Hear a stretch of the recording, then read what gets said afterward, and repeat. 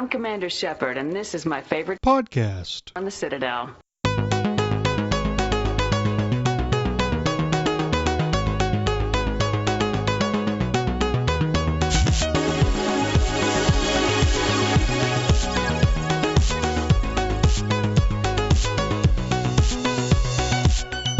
Welcome to Andromenerds, the number one podcast on the internet, according to a highly biased and possibly fictional survey I conducted. I'm pretty sure we actually are now the number one Mass Effect, if not BioWare in general, podcast. See, I'm trying to think is how many other Mass Effect BioWare podcasts are there? So, I mean, you know, we're in a competition with like two. So the secret, I've actually been trying to get you guys to interrupt me and say, hey, we're the number one Mass Effect podcast. And it finally worked. I'll interrupt you all the time if you want. Oh, yeah. No, we are the number one Mass Effect podcast in the world. We need to have like confetti going off right now. All right, time to hit the restart button. Welcome to Andromenerds, the number one Mass Effect podcast on the internet. In the world. My name is Minius of Minius GC, and with me are my co-hosts, Tucker from MassEffectFollower. Hello, I say with more zest. Yes! That's only a little bit more zest. I was expecting you to kick in the door. Kick in the door? Sup, bitches? There we go. Do we have to bleep bitches? Is that a word you have to bleep? I'm not going to bleep it. I've had some people ask about censorship, about like, do we really need to censor? Yeah, I know that you guys aren't happy about us censoring, but I don't know if you saw the new YouTube rules. At least, I mean, Tucker's part of Follower, which is in a massive multinational channel. BioFan and I are pretty small, and YouTube can totally crush us with like their finger. Yeah. Follower has a collective of like 900,000 subscribers. Something like that. Yeah, it's the YouTube policy. You cannot swear or talk about controversial stuff. And then... Well, I mean, you can. It's just don't get caught doing it. Yeah, whatever. It's only illegal when you get caught. Exactly. Whatever. So the other guy, the one and only BioFan. Hey, y'all. I mean, I've been talking this whole time, but yes, you have. This intro has gone to hell. That's okay. So Andromenerds... It's an entertaining hell. Don't worry, it's not like we've done this a few times already. It's not like this is, I don't know, if they're here, they should have listened to, like, I don't know, actually, this may be their first time. It's always somebody's first time. Always somebody's first time. Andromenerds so posts... We're saying that this is someone's cherry? I'm going to skip that. This is their Andromenerds cherry. All right, I guess we're not skipping that. Andromenerds post... Oh, this is lovely. Andromenerds post every week's now a bit earlier for our European friends, so it's going to be Thursdays at noon Pacific, 2 p.m. Central, 3 p.m. Eastern, 8 at night in the UK, and 9 at night across most of Europe, and then Fridays at 5 a.m. in the morning on the eastern coast of Australia. Sorry, our Aussie friends, that's not a convenient time for you. It seems like it's never a convenient time for the Australians. We can't please everyone, okay? By the way, these times are going to get very screwed up soon because we're switching from daylight to standard, and in the case of some people, from standard to daylight, and everyone does it at a different time, apparently. So I feel like one day we should put our video out just to please like the Australians, just to like let them have their moment. I'm pretty sure daylight savings is a global thing. It is, but it depends on the region that you're in, and for instance, like I think Australia is switching to daylight at the end of the month, and here in the United States we switch back to standard in like November, and in the UK they do it sometime in October. I'm not sure about that, but the whole point is that it's not at the same time.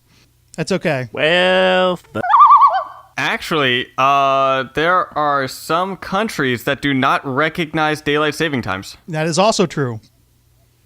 And like Arizona, that country that doesn't recognize anybody else. You're from Arizona, so what's up? Sup, how you doing? By the way, if you'd like to contribute to the show with a question or topic suggestion, email us at andromenerds@gmail.com.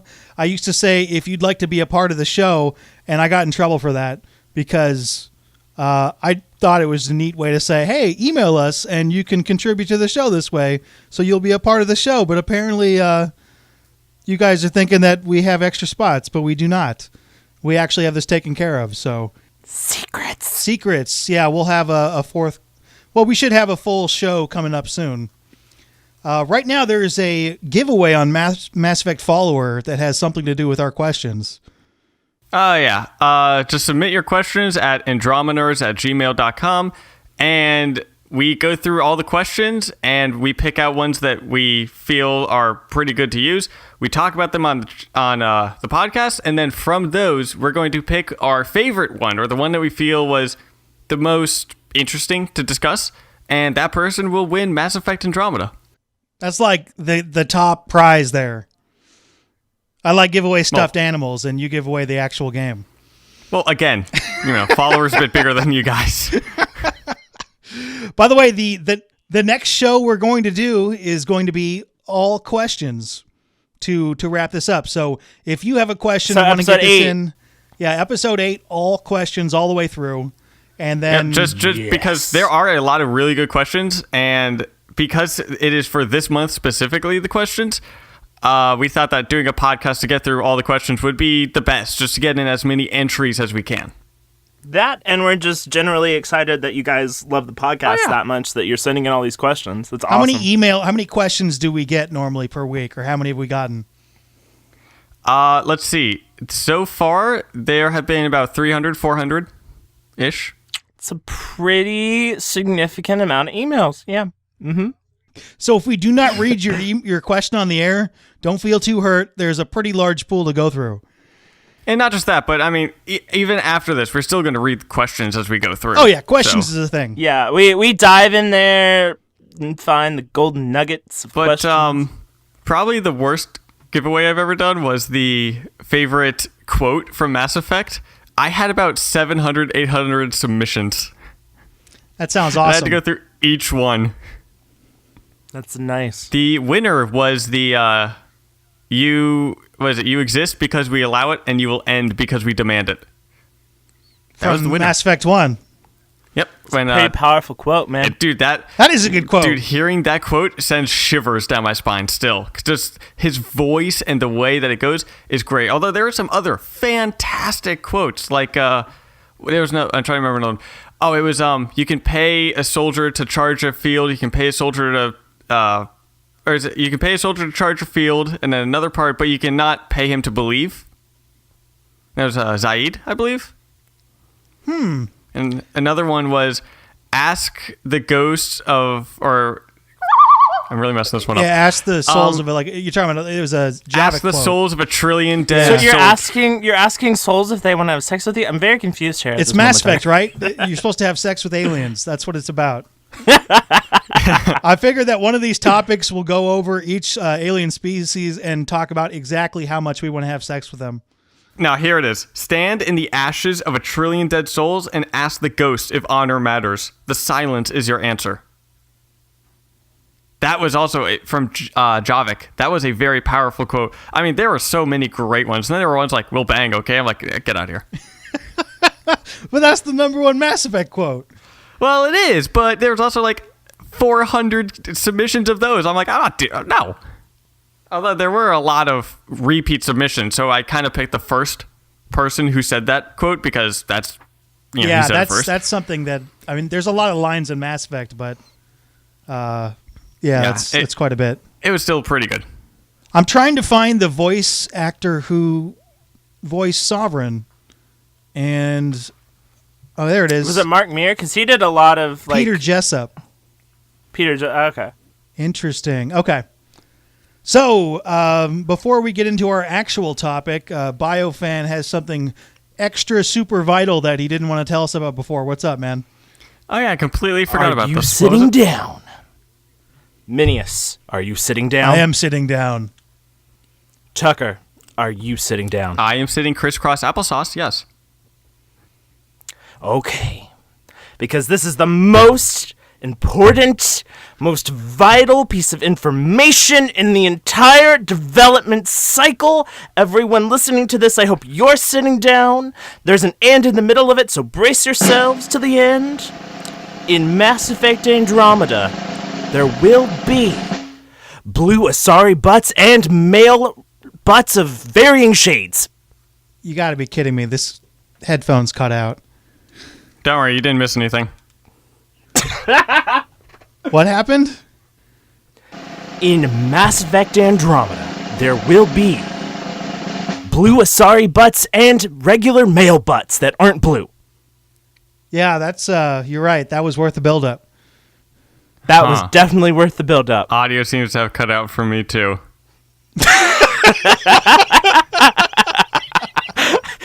So we have a Skype chat going on where we chat with each other, and every once in a while BioFan gets really, really excited in that chat. And so we did it. I'm thinking like, this could either be the most amazing information ever, because it literally could be, or it could be absolutely nothing. And I'm pretty sure a lot of people right now are thinking this is the most important information I have ever heard about this game. I mean, I kind of assumed that you'll be able to romance that the raccoon Asari. We're calling her Raccoon Asari? Well, I mean, that's just what a lot of people seem to be calling her. I want to be part of the Cool Kids clan, so. Raccoon Asari, confirmed. Yeah, because of her eyes. Yeah, like raccoons. Does she like dig through your trash and stuff? No. Although, she could be digging through your junk. I mean, if she's an archaeologist. Yeah, wow, this podcast is going really well.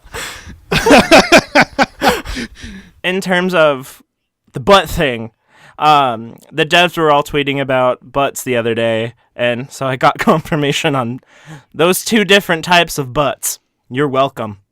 You're welcome. That's excellent news. Because I was very afraid that there were going to be no butts in Mass Effect. Hard-hitting journalism, guys. Hard-hitting journalism over here. All right, so let's get into exploration. That's right. That is our topic of the week. Exploration. Mass Effect is all about exploration. The developers keep on talking about exploration, not including the butts. I mean, you could be exploring those. Mass Effect creative director Mac Walters called Andromeda a story of exploration. We got the Mako back. This game is probably going to have more of an open world feel. So what do you guys think about exploration in video games? And what do you want out of exploration in this game? I feel like the exploration that, you'll land on the planet, it'll be very similar to Mass Effect 1, that you'll land on the planet, you can drive the Mako around, but this time there'll just be more detail. There'll be caves that you can go into, explore and find areas, or forests that you would have to get out of the Mako to walk through to explore, and you might find an encampment or some sort of base that you go and investigate. So, I imagine it'll be very reminiscent of Mass Effect 1 because of what they said was this was a not a sequel, but kind of like an honorary sequel. Like it's can be it's a spin-off kind of. Yeah. So I feel like it's going to have the same kind of exploration take as you land on a planet, go and explore. You can go in whatever direction you want. There's lots of different things on the planet you can go do, but this one's going to be highly detailed and have more options for the player. I'm thinking that it's going to be an improved version of Inquisition, but like in space, because that's what BioWare did with Frostbite was Inquisition. And me and Minius have finished it. However, Tucker is still in the hinterlands. Everyone listening to this, tweet at N7Follower and tell Tucker he needs to get out of the hinterlands. Just by the way. So I'm thinking. Watch your Twitter blow up on Thursday.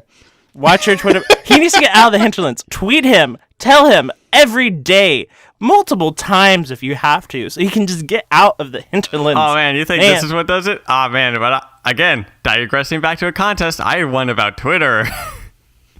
That was fun. Just get out of the hinterlands. Okay, anyway. So I think it'll be similar to that. Like, you'll pick a planet, go there, the map will load. It'll be kind of like Inquisition, but maybe bigger since we're driving the Mako instead of a horse. So I'm thinking... Weren't there other rides in Dragon Age Inquisition? Like, it wasn't just horses. You could get other kind of mounts, right?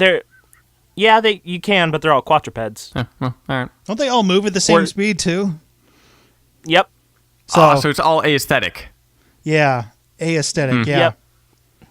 You also lose the ability for like your squad mates to like give banter or anything. They just kind of disappear while you're on your mount. So I'm hoping while we're in the Mako, like your squad mate, people will talk while you're in the Mako. I'm hoping that's a thing.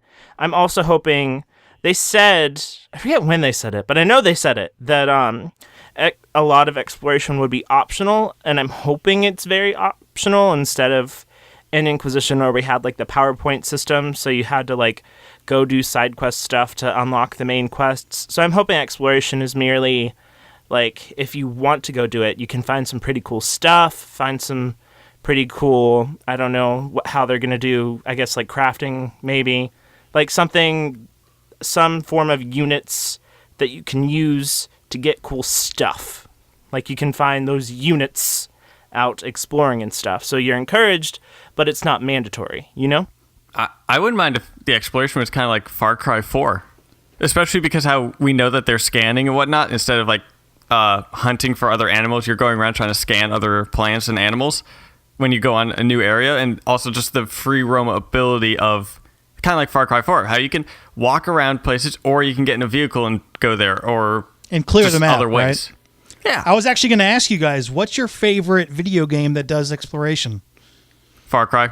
I perfected Far Cry 3, Far Cry 4, Far Cry Primal. Love them. Absolutely love the open world of those games. What about you? I'm still thinking. BioFan? I can jump ahead. I remember the very first game that I really felt like I took advantage of exploration was Oblivion. And I went through and played it once with the story, and then the second time I just ignored the story, and I just went spelunking. And I just went all over the place, no story, just opened up everything, walked around, looked at the little compass on the top of it, went to the next area, cleared it, went to the next area, cleared it. Yeah, I did that with Skyrim. Yeah, it's the similar thing. You can do that with, I think, Morrowind was the one before that. But I think in the one little gameplay leak, wasn't there a Skyrim-like compass on top? Exact same kind of thing, where you would, like you turn and it would say, oh, now you're facing south or east, and there were little icons on it that you could go travel to, theoretically. I don't remember that. And also with the gameplay tech video, they removed the HUD so we couldn't see any kind of compass or anything. I'm talking about the leak. Yeah, I don't remember reading anything of that. And then they also removed HUD for the tech demo. So, Okay. Well, that was more of a, like, if you're looking for things to do, you have, instead of just saying, oh, you need to go deliver this pie jack like 2 miles to this random dude, have, not necessarily, there are, of course, the remnant vaults, right, that you could probably find by driving around, but have other kind of caves that you can go into and clear out these douchey pirates, and then have like a little side quest attached to it. But you have to drive around and explore to find those places. My favorite exploration... Well, okay, so it's a little bit complicated. But so for me, exploration, I enjoy it. I think it's fun. But I'd say it's probably on the lower end of my like priority list. The top being like story quality. Inquisition, after you finished all of the main quests, was fun to go back and like look around for stuff. Because I wasn't like being forced into it. I could like kind of do it for fun. So I guess I liked Inquisition. I'm trying to think of other games I've played with, like, open world. Fallout 4 had open world. I did not really like how they did their open world. I didn't like how, I don't know, like, there was all these buildings you could go into, but a lot of them had, like, no purpose except for, like, junk. But I think Inquisition, because the environments were so pretty, it was fun to go do, and it was fun to like gain experience by going around the environments and stuff. So I guess Inquisition technically, but that's not my favorite part of the game, I guess. So when you talked about Mass Effect Andromeda being an updated version of Inquisition, what do you mean, or improved? Mm-hmm. What would you like to improve from Dragon Age Inquisition? Not having the PowerPoints. And then when there are side quests in the area, having the completion of those side quests unlock some kind of change in the environment. Like in Inquisition, you put up guard towers, and then suddenly there are guard towers there. Or as you help out the village in the hinterlands, which Tucker needs to get on that, I guess, or just really needs to leave it. Like more villagers show up, more Inquisitions like show up. Kind of things like that. Like if there are changes, you can see some kind of reward for those side quests. You changed the weather in Crestwood. Stuff like that, kind of, that affect the environment. just more of that instead of go get me this, go get me that. You need PowerPoints to unlock main quests. So you want to actually see your progress instead of, just... Yeah, I want to see, kind of, changes I make in the environment, sort of. I would also... This is kind of going away from the exploration. I would love, though, to have, an RTS kind of style of you can build your bases in a manner that you want. Ooh, that'd be fun. You have a limited... Okay, so, you can build from... point A to point B to point C to point D. You got the square or circle or kind of like Fallout 4, sort however of. you want. Yeah, something like Fallout. And then you can choose where you want to build. You have a certain amount of resources. You can choose. Oh well, this planet has a lot of unobtainium, so I will set up a lot of mining facilities here. For example. Sorry, you had to go with unobtainium, man. Well, because it's unobtainable. Yeah. What? Do you not want some EZO? Come on, get with it, man. But it's just something like that. Or, this one is supposedly great for agriculture. So I'll set up a lot of farms. And then, you can build towers in certain areas. Okay, this one is near some enemy, or is it, in an enemy area? So that you set up guard towers. So this one's next to a very peaceful area. So we don't need a guard tower. You could still put one up if you want. And you can choose where to put the stuff. I would love that. Absolutely love that. Yeah, I love that idea too. Or if you do bases, or even, I don't know how, if they're doing settlements. They're doing something with settlements. They might literally be nothing, but. Yeah, I could be absolutely blowing this out of proportion, but I spent most of my time in Fallout 4 building settlements. I would go out and explore and be like, oh, cool, I found a pencil. I finally have enough wood to build my fence. Same. Cool, a toaster. Same. I don't have enough screws for a fan. Same. So much same right now. Just all the same. Finding that damn light bulb so you could get some copper. Get it. I know, I have other things that I have to do for Follower, work on Halo games. So I think I would just move away from all that. If it's just their settlements in Mass Effect Andromeda, that's everything right there. I'm gone, guys. If you love it. So that new image they put out with Ryder and the Tempest on that desert planet with that pretty pink tree thing? Yep, more plants. Yeah. Yeah. So that part of the image that you probably can't, I'm assuming you don't see. If you remember back at the most recent E3 trailer, there was that literally 1 second, most of it was fading in and out little bit where Ryder was walking out of a building, the ship was there, that same colorful tree was there. I'm wondering if that's some kind of base, maybe? I imagine you're going to have a couple bases. Yeah, some kind of checkpoint kind of. There's a lot on that planet that's kind of deserty. And then it's got some trees and stuff. That's where the announced trailer took place at. There were clips in the EA Play trailer. There's that picture. It's all looks like the same planet. Either that planet is the most polished and that's why they're showing it off, or similar to Inquisition, we get a lot of desert environments. They like deserts, according to Inquisition. All right. What kind of biomes would you like for planets? Obviously we have desert. What kind of what? For biomes. So. Oh, you mean Yeah, desert. Just, you should say environment because that'll speed it along more. All right. You mean biosphere? Well, we are going to have a snowy area. We're going to have a deserty one. What kind of ones would you like to see? The thing I'd like to see most is something jungly or foresty. I was gonna say jungle too. I would love a jungle. I would love for a planet to have so much jungle that you can't really even drive the mako around. You have to be on foot exploring it because it might just be so crowded. Well, judging from concept art and trailer footage, we obviously have the desert planet. We obviously have something that's snowy, icy cold. We have one on an asteroid. Maybe some asteroids. Or moon or some sort. Then there's also that one that looked kind of jungly that had that big mountain and the giant flying things. Remember that one? Yeah. Yeah.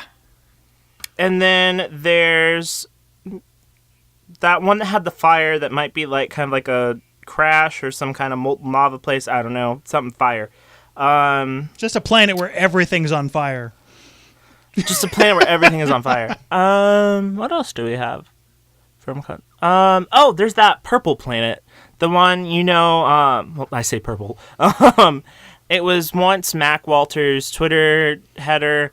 It looked like kind of like a truck stop. Everything was kind of purple. You're talking like a purple atmosphere? Yeah, it looked kind of. There was a lot of purple in the color tones, and then I'm thinking it may match up with that one picture of the two people and the probe, and it looked kind of like they were on a mushroomy kind of fungi-centered, purpley kind of environment. I'm thinking that's the same planet, maybe. I think we talked about this a couple weeks ago. I want to see lots of plants because the graphics have caught up to that.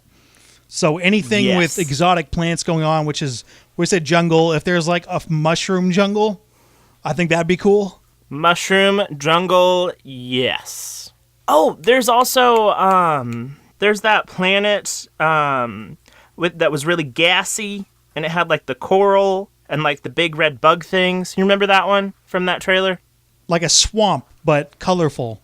Yeah. Swamp, colorful, corally, but like really gassy. Like it kind of looked like you wouldn't want to, breathe that in and stuff.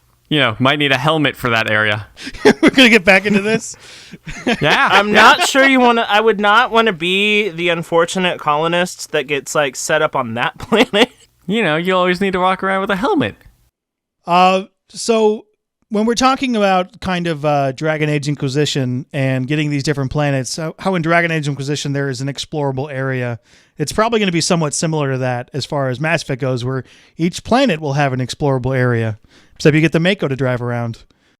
Maybe multiple on the same planet, because planets have different like areas that are different like looking environments. Like the desert planet may also have a jungle on it at the other end of... I think probably the most important part of exploration is having fun things to find. So you mentioned a couple different ways that you can get that to work. Specifically in Fallout, you guys want to build settlements and stuff. Going out around and finding materials to build stuff with would be a reason to explore. Yes, but not to the level that Fallout not was. like you're going around like, let's chop down this tree. We can use it for this house or something. I meant more like you've... Like, I liked, in Inquisition, you found those spots with the resources that you could use to customize Skyhold. Maybe that, instead of, like, scrounging for 5 more pencils, then I can finally build a window, You see Ryder, like, crawling on all fours, looking under desks. Yeah, like, that, like, it took up so much time where I'm like, I just want to play the game, guys. Like, why? Here's something that I would like that's somewhat related to Fallout, and I think the game that did this best was actually Mass Effect 2. You've got this plot, but you want to do all this side stuff. Let the plot go at your own pace. For instance, in Mass Effect 2, you are attacking someone. So you get to choose when you attack them. So if you want to screw around and find that robot Pyjack for your friend, it doesn't actually hurt the plot. Whereas in most games, there's something serious going on that has a timetable to it. So when you go to explore or go poking around planets, you need to break your immersion a little bit to fit with the plot. And instead having a plot that, you have all this time to do what you need to do before you meet the person at the end that you need to take on. And that's the one part about Fallout 4 where like, okay, your son is missing, but I got to go pick up pencils to build a fence. You're like, yeah, that works.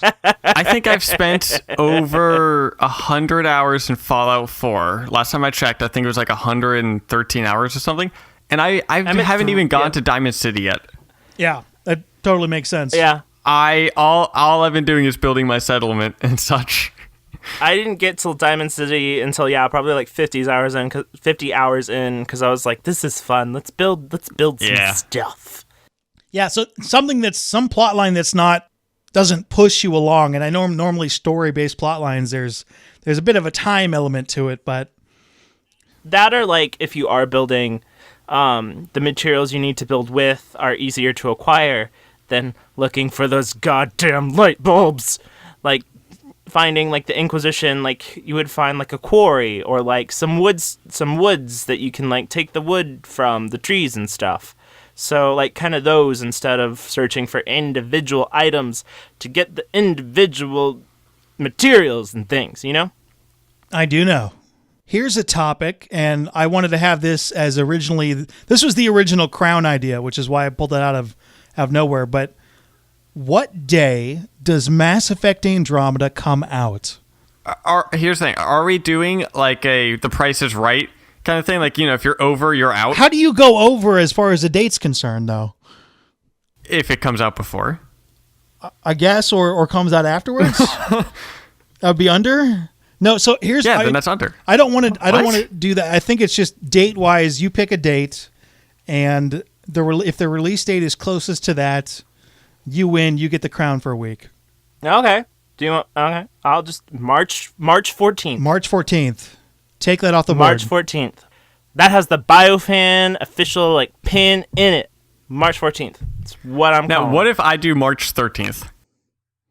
You'll be wrong because that is not a Tuesday. Yeah, then okay, but see, mine would be closer to it because... No.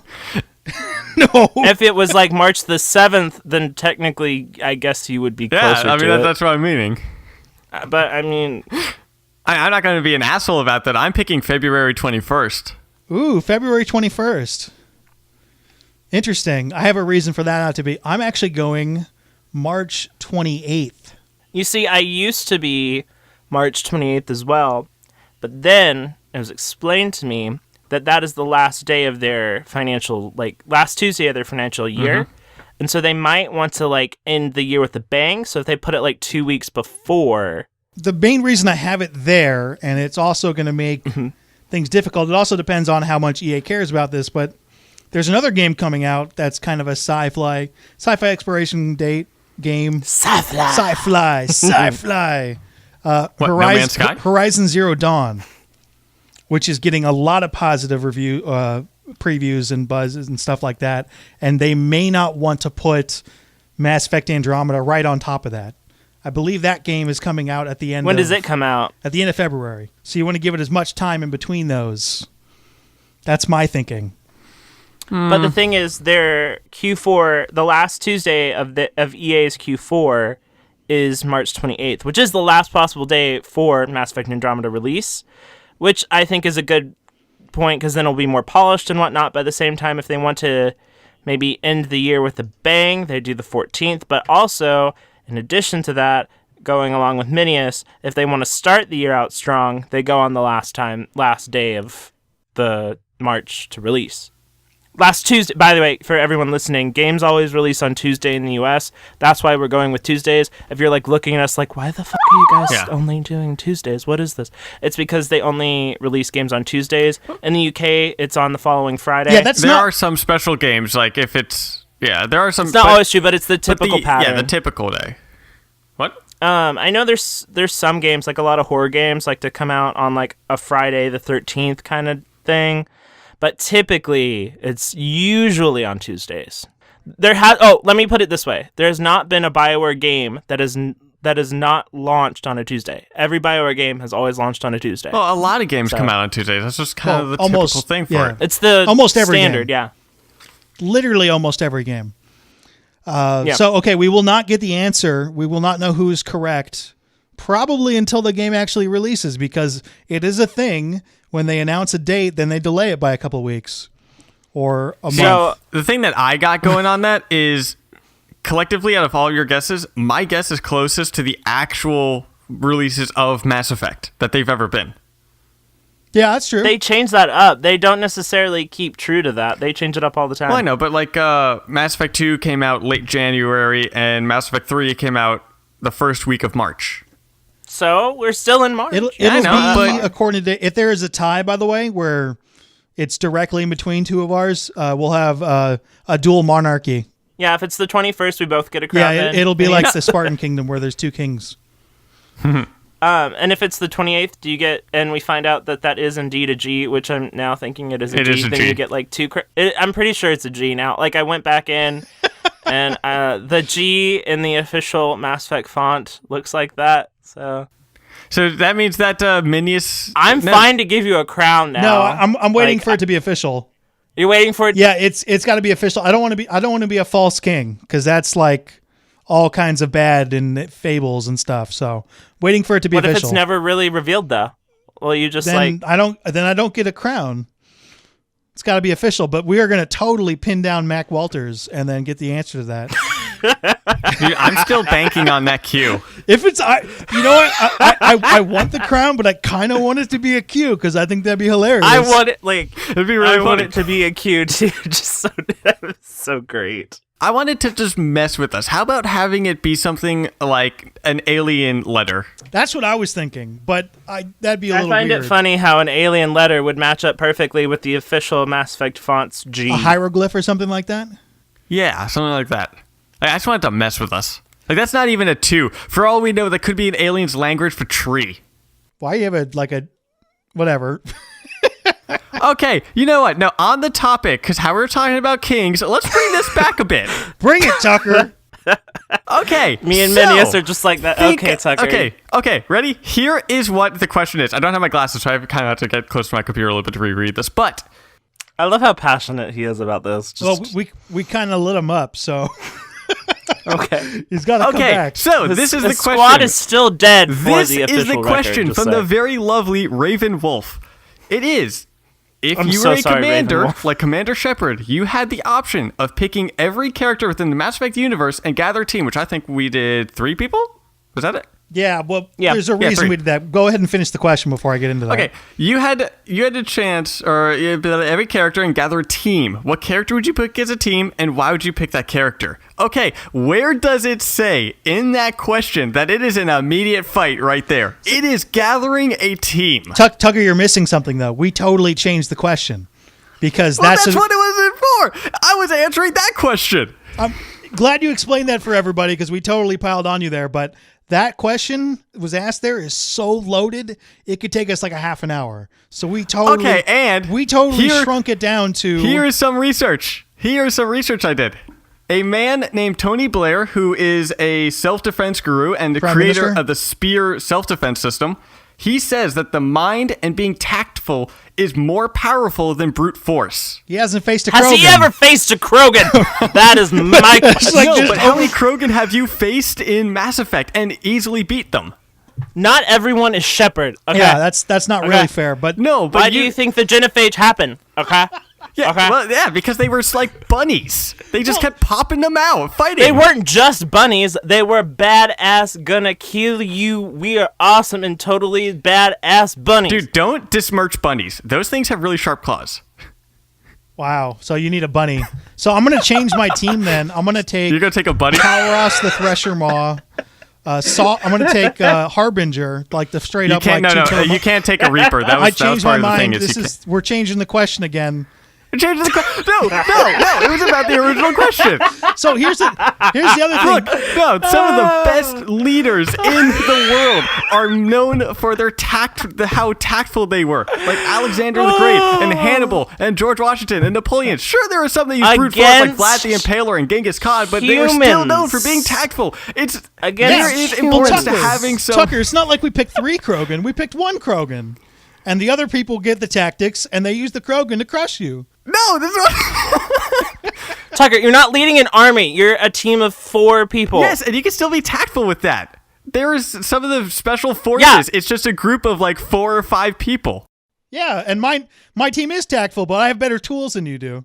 Yeah, But we can still be tactful, but Tactical. you picking someone to do math while the rest of us fire on you is not... Well, just think, if one person's very tactful and very smart and intellectual with that, they can come up with plans of, okay, this person is a Krogan. We know how they're going to fight. They're going to charge, so we can plant explosives near this area because they will charge at us. Yeah, I still think our team kicks your ass because we're both. No! No, it will because we're tactical and we have a Krogan. You're just tactical. Okay. Down in the comments, whose team do you think will win?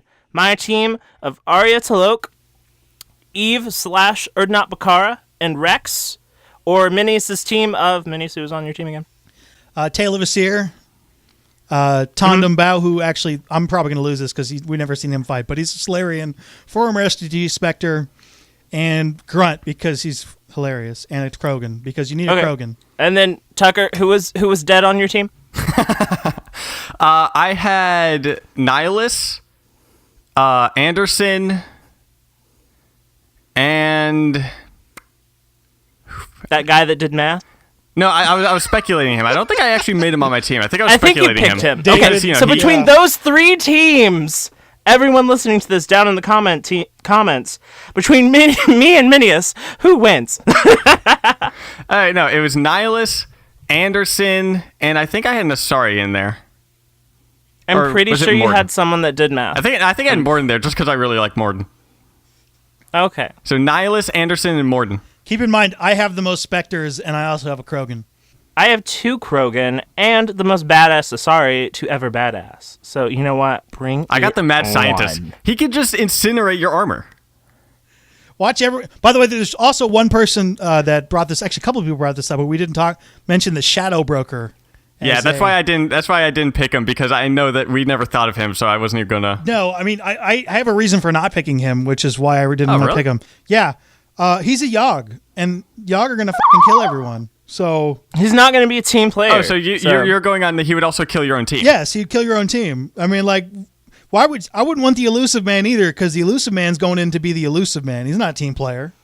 Well, the Elusive Man, he isn't even that. I think the Elusive Man was really overplayed. Although I didn't.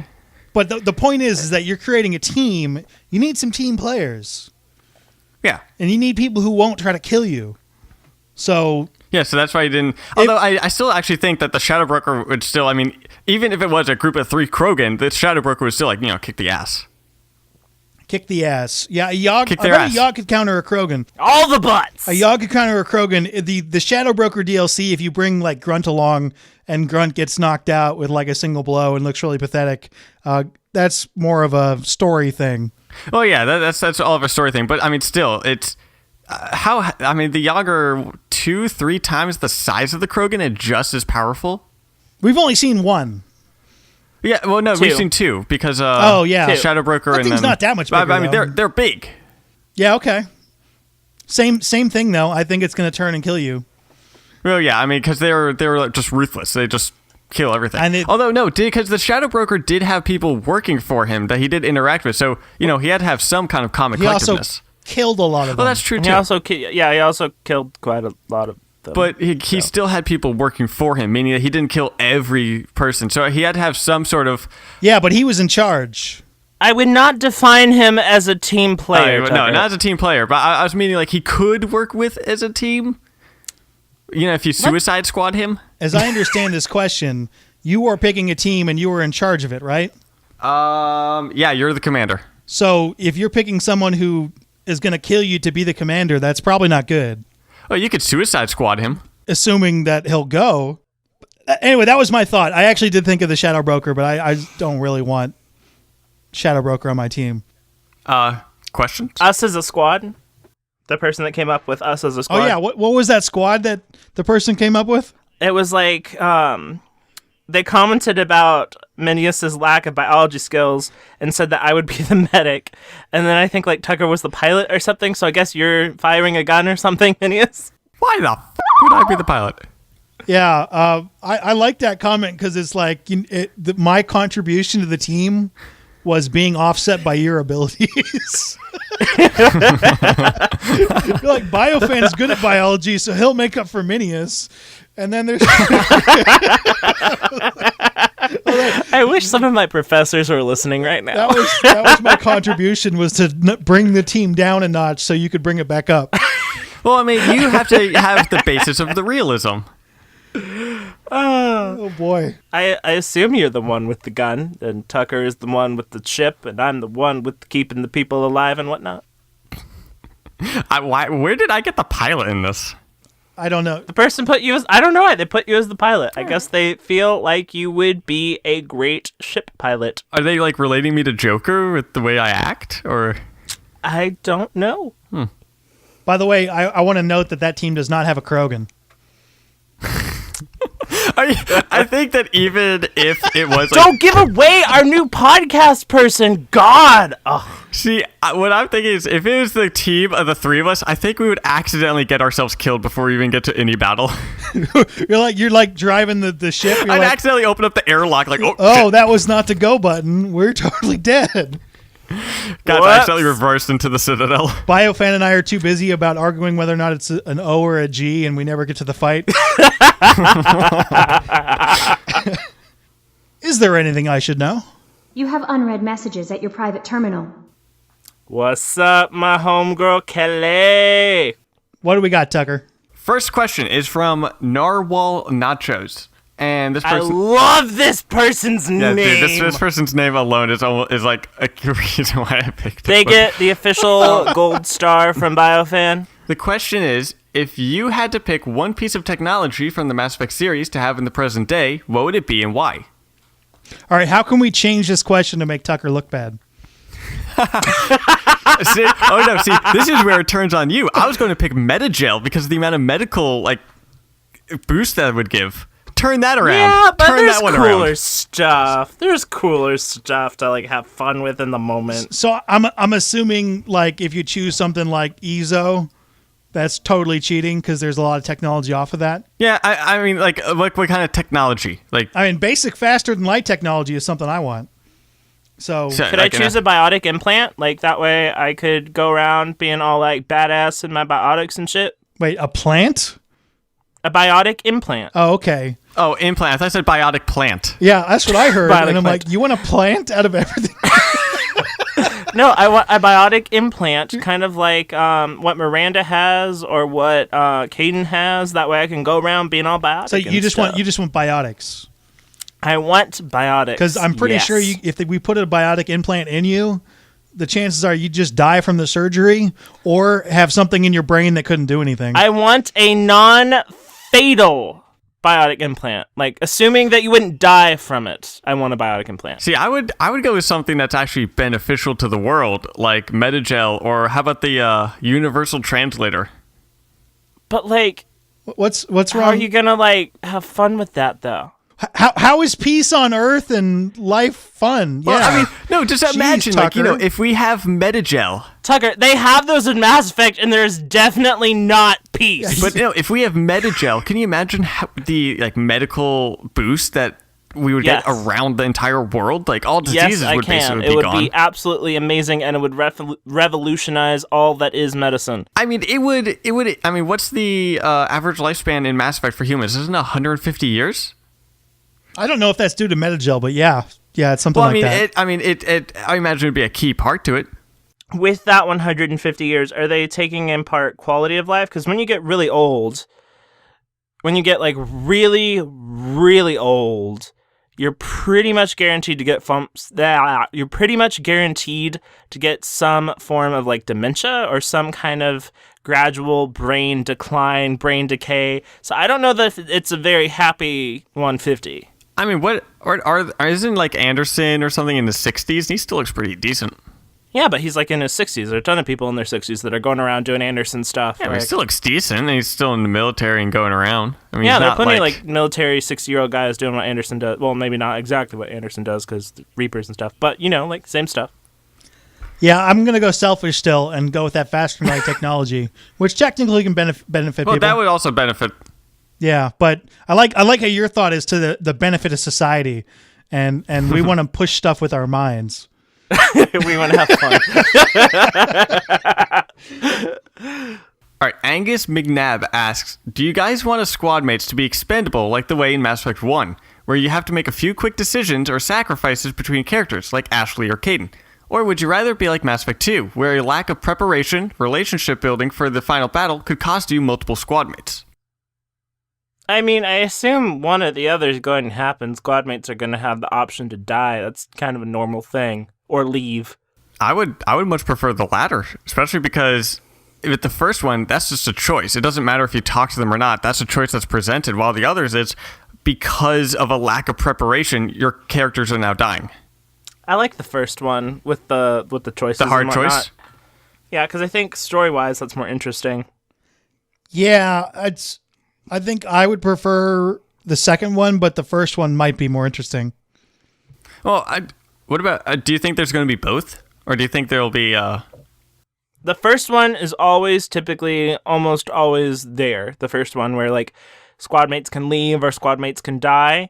The second one only happened in ME2. I think it'd be more interesting if it was kind of a third option where you could choose between, let's say, a squadmate and Or a colony. Or something like that. Yeah. That's still kind of like number one. That's still technically option one. It's Yeah, story except circumstances it's- versus preparedness circumstances. Something more emotional opposed than. Yeah. But I don't know. We'll have to see. I don't know what the long-term plan is for Andromeda. That's another show topic coming up. Let's save that one for another show. Okay. All right. I've got a quick answer to it, but okay. No, I have a long answer to it. Okay. All right. Next question is from Justice. Yeah. Justice, yeah! Well, I mean it's YEA, so I'm guessing it's or Yeah. yeah. Yeah. Maybe. Anyways, Yeah, what kind of customization for your characters, Mako or Tempest, would you like to see in Mass Effect Andromeda? So long as it comes in chrome gold, BioFan is happy. I had a theory about this, that what if you could customize the Mako for if you know you're going into hostile territory, you can add armor to it, but now the mobility is less. It's not as maneuverable. But if you're going exploring on a planet, you can remove some of the armor so it's lighter, but you can now maneuver faster. It doesn't use as much fuel and everything like that. That seems like something BioWare would do. I could get down with that. Like just a little slight kind of change, like add armor, and then less maneuverable, or less armor, more maneuverable. Like it's heavier, so it can't move as fast, and it can't make like sharp turns and stuff. And it uses more fuel and stuff like that, but you're prepared to go into a battle. Yeah, I'm totally down with that. I would like more outfits for characters. Period. Like You mean like instead of just the two that were available in like Mass Effect 2 a lot and 3? more, and be able to customize more pieces of armor and really get a Like look that's Inquisition unique. level? Somewhat like that. Yeah, I was thinking. I guess it really depends on if you can equip armor. Like I know in Mass Effect 1 you could put specific pieces of armor on your characters, but I was thinking more detailed than that. And in 2 and 3 you can just pretty much pick skins. But I was thinking somewhere in between skins and armor. Something more visually stimulating. Something that Mako thing made me think of. So you know how in Inquisition when you're riding your horse, you can kind of like not run over people, but like knock them over? I wonder if in Andromeda if you can run over enemies in the Mako. Oh, well, definitely. But are you going to run into enemies? Because the Mako doesn't look like it has any guns or anything. I think they said that the Mako will not have guns, but I mean, there'll still be moments where an ambush will take place. We'll have to see what happens as far as enemies in the Mako is concerned. But if there are enemies there, you can totally hit them. There's no way that's not going to be a thing. Where else would you use the Mako but in like an open type environment? And that's where they would probably put the enemies, is in like an open type environment, unless the enemies are like mission only and the open environments are just exploration. I don't know. We'll have to see. Because it looked like that Space Bear was pretty open worldy. I want the ability to put those little boosters on the bottom of my Mako so I can tip it over like in Mass Effect 1. Just have it like fall down a mountain and just kind of flip over a couple times. I'm sure your squad mates are in there like, really, Ryder? Really? We're doing this? Oh my god! All right, another one is if you could spend 24 hours from Prime 4812. If you could spend 24 hours in Mass Effect universe at any point in time of its existence, when and where would you spend them? Wow, that is a really good question. That's a really good question. Yeah. Now, another aspect of it is: are you just observing, or are you Participating. I think you're participating? Well, we'll add like you can pick a place to be too. Yeah, because if you're observing, I would love to observe like key points in the First Contact War. I would like the instant that the Prothean ruins are revealed on Earth, and the immediate reaction to, hey, we're not alone in the universe.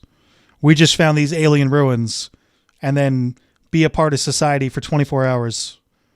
I think that would be very, very interesting and at least somewhat relatable. I want to visit the height of the Hanar Empire. Do they have an empire? I'm imagining that they probably do. I'm just trying to think, like, I mean, can you split up the time? Because if you can, it'd be like, I'd like to spend a few hours on the Citadel to walk around and look at it. Yeah, just kind of walk around, tell them that it's, your favorite store. So like the Citadel sometime pre-Sovereign? Yeah. Well, yeah, obviously. I would probably want to spend a few hours with Caden, but that's just me. Oh, no, who you want to spend time with, too. Which aliens would you bang over those 24 hours? Yeah. Just to find as many Asari as you can. I mean, I'm very, very gay, but I mean, like, if you're only there for, like, 24 hours and, like, Asari, I mean,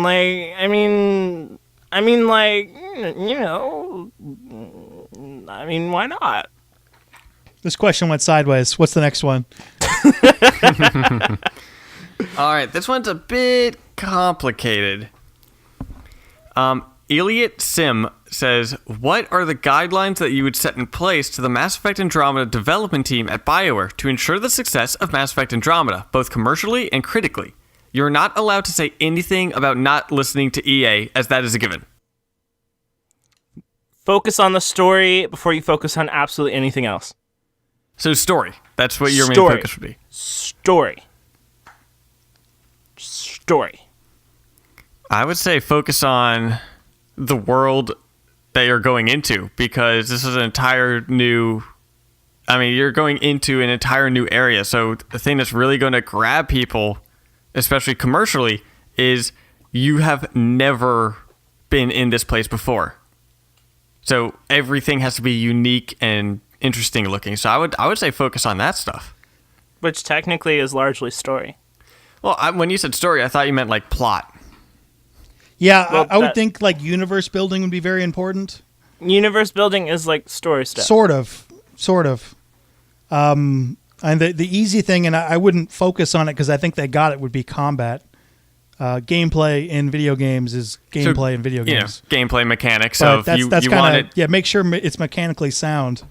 But I kind of feel like they have that. You want the game to play well. So I'd be like, it's not like I wanted to pick one thing and then completely ignore everything else. Yeah, I don't think the question... Let me see. It's just like focus on this before anything else kind of thing, like primary focus. This just says what guidelines. So like, story, world building, and combat. What about things that they shouldn't have a huge amount of focus on until the main stuff are good? I'm really glad, that I'm not in charge of this game. I would say focus on single player before multiplayer. Oh, yeah. Yeah, because people, So not all people, but people like me will want to finish the single player campaign before they touch the multiplayer. The multiplayer is pretty thin anyway. And well, it's also Mass Effect is a single player game. There are some games like Halo and Call of Duty and Battlefield that, those are, with Halo, it's kind of even. The single player is incredibly important, and multiplayer is what really gets a lot of people. But Call of Duty and Battlefield, those are mainly multiplayer games. I think Mass Effect multiplayer could be something more, but the single player, obviously, and it's not even a question at this point. People didn't buy Mass Effect 3 for the multiplayer. They bought it for the story. A lot more people than you think, though. There are people that... Oh, I know that there are people that bought it for that, but... There are people that bought Inquisition only for Inquisition's multiplayer and have never played the story mode of Dragon Age Inquisition. They've only played Inquisition's multiplayer. But I'm pretty sure if you those get people exist. A big group of fans of Mass Effect, the majority, and you ask them, you ask them did you buy Mass Effect for the multiplayer or story? They'll say story. Mass Effect is a story-based game, so I would say focus more on single player. Once that is like really good and set, obviously not finished, but once it's decently set and ready, then work on multiplayer. The multiplayer is mostly a separate team, by the way, within the company. I would like a very solid direction for the game to go in for the future. Like a very solid outline. So you meaning like potential sequels, where I want things to go from there. Something that's very solid and deep, and not only has a great launch and has a good first title, but has somewhere to go from there that matches up very well and well organized. Ooh. Very important. Blue butts? Hair. Make good hair. Like, Give us the good this hair. gameplay is broken, but man, does that hair look gorgeous. There's bugs all over the place, but damn does my hair look good. What we're going over right now is something that I'm having to go over right now in my final project at college. Is we're making a video game from scratch. We got 4 months, so it's like, okay, what do we want to focus on most? Like, okay, we have this idea, but we'll do that later. So I'm just kind of going through thinking like, you want the gameplays, the story, the world, and then I'm trying to think of like some side things like Hair. I would say upgrades, or not upgrades in like upgrading your character, but side upgrades and things like that, like upgrading your mako, upgrading your the squad mates. That would be the less feeling important. of like improving your assets, basically. Okay. This is a huge question that I'm not qualified This to is answer. a very large. I would also say skins and other things like that. That would be side. The settlements that we discussed, that would be side. That would not be part of the main. That would not be part of the main focus. That would be once we get it all good. So settlements would be on the side. The amount of planets and the amount of new species, I would say that could be on the side. Like, okay, we want 5 or 6 new alien races, and it's like, okay, we come up with some. Here's some other ideas. Okay, we'll flesh out the 5 or 6 if we have time and money, like all that stuff. Then let's throw in 2 more alien races that we think could work. So I would say that as well. That focus on a few really fleshed out alien races and then expand from that. Okay. Cool. I think we got... Same thing goes with planets. That, get... kind of from what I'm guessing from the tech demo, it looks like you're not going to be going out of the cluster that you're in, the Helios cluster. It looks like you're just going to be kind of exploring the planets. As far as we know, it may like the end of Andromeda could be like the big conclusion you bet, and then as it ends, it's us like moving out of the Helios cluster, going somewhere else, maybe. Yeah, that's what I'm meaning. But it looks like you're just like going the to be Helios exploring cluster is the some main, planets. like the main setting. We don't really leave. So yeah, I can see that. I would say again, kind of like 4 or 5 main planets. How are we going to make those work in the story? What are they going to look like? Where are the trees going to be on this planet? Where are the volcanoes on this planet going to be? How is agricultural life, plants, animals, enemies? How is all that going to work? Okay, we got that figured out, fleshed out. Okay, let's throw in 3 more planets. Same questions. Like with Inquisition, how many environments are there? Oh god, let me try and think really quick. It's really just how can we make unique planets without duplicating the same thing? I feel like you're way more able to answer this question than we are. Mm-hmm. Well, I know a lot of developmental stuff, but Tucker's like that's what I'm in college for that. I'm graduating. Yeah, that's like what he's in college for. So if y'all want to talk about writing and stuff, like hey, what's up, or like pre-med stuff, like hey, what's up. If you want to talk about biology, I could answer biology questions all day long. All right, we got time for one more question. All right. So final question is from Daniel Eakin, and this person asks, what is everyone's favorite side mission, DLC not included? Side mission. And you cannot use DLC. Does Kasumi count as DLC? That's DLC. Did you have to download it, or was it on the main game? So it was downloaded. How many really, really side missions are there? Not a lot. I mean, there some that you like. I guess technically all the loyalty quests in Mass Effect 2 are side missions. I guess. Yeah, those would count. Would you count those as side missions? I mean, they were optional, yeah, but they were so... Yeah, if they're optional, then I guess we'll count them as That's side. the thing, though. They're not really side missions. Everything is kind of part of the big story. Like, there's the stuff in Mass Effect 3, like you can go to Grissom Academy or go check out the Yahtzee place. Those are kind of side missions because you can complete the main story without doing them. Same with the loyalty missions.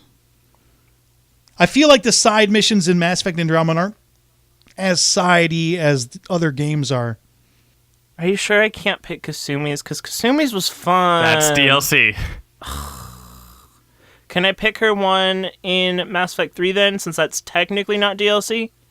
It's like only there if you downloaded the DLC for ME2, but it's not DLC for ME3. Did you have to download it? No. Not for ME3 I didn't, but for ME2 I did, and then it just imported the fact that I had the DLC for ME2, so in ME3 Well, you had to download it. Oh my God, download Tucker. it Oh for my ME3. God. Pick the Kasumi thing. We're changing the question. Kasumi. Because Kasumi's side stuff was all fun. I liked Kasumi's. There was the Hanar in ME3. That was great. I liked it. I'm going to go with, because this is obviously debatable as whether or not it's a side question, but the Morden loyalty mission. Oh my God, my heart. Morden. The Morden loyalty mission for Mass Effect 2. Technically a side mission. You do not need to do it, but it's probably my favorite. See, I'm trying to think because I was actually trying to find an old script because a while ago, I haven't put this video out, but we have a video in the works of like top 5 side missions of Mass Effect. I'm trying to remember what those were because there was, and I discluded the loyalty missions in those because strictly because those would win. All of them would win. Yeah.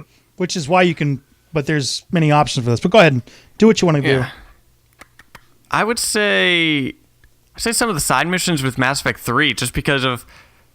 You have to pick one, though. You have to pick one, and it can't be downloaded. Go, Tucker. What about the one where you saved the L core in Mass Effect 3? That was fun. Don't you just fly to the planet and then click on it?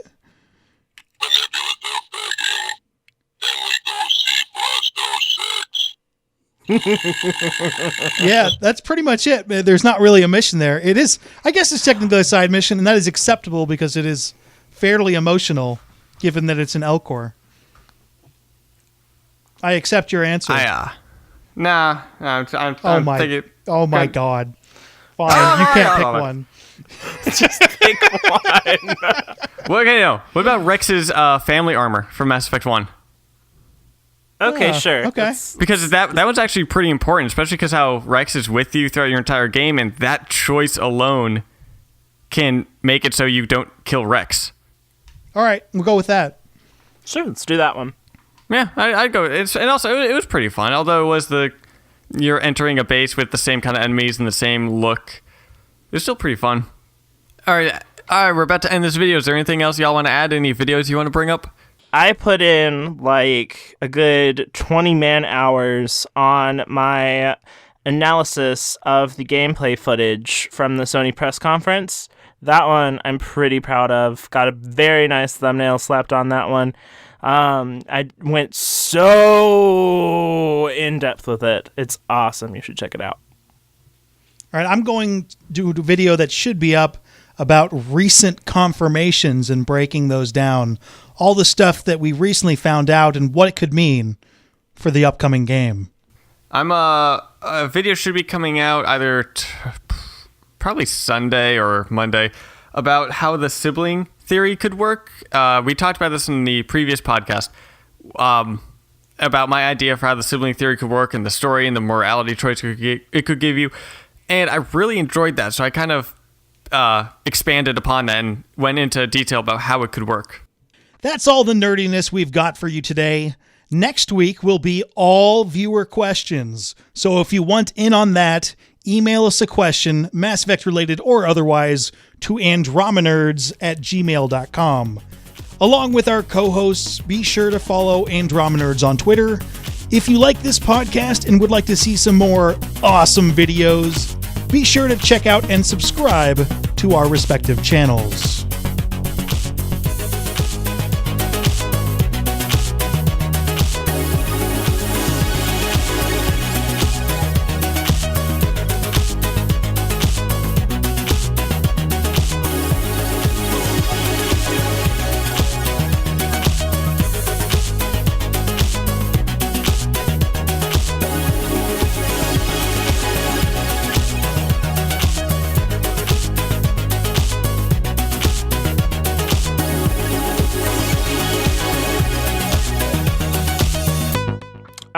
What do we want to title the episode? All the butts?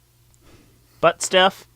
Butt stuff. Oh, I feel like there's something good in there that I'm going to pull out when I edit it. and I'll be able to come up with a good video. I had it. See, and it's I didn't really write it weird down. So- hearing you talking about pulling out when we were just talking about butt stuff. Yeah.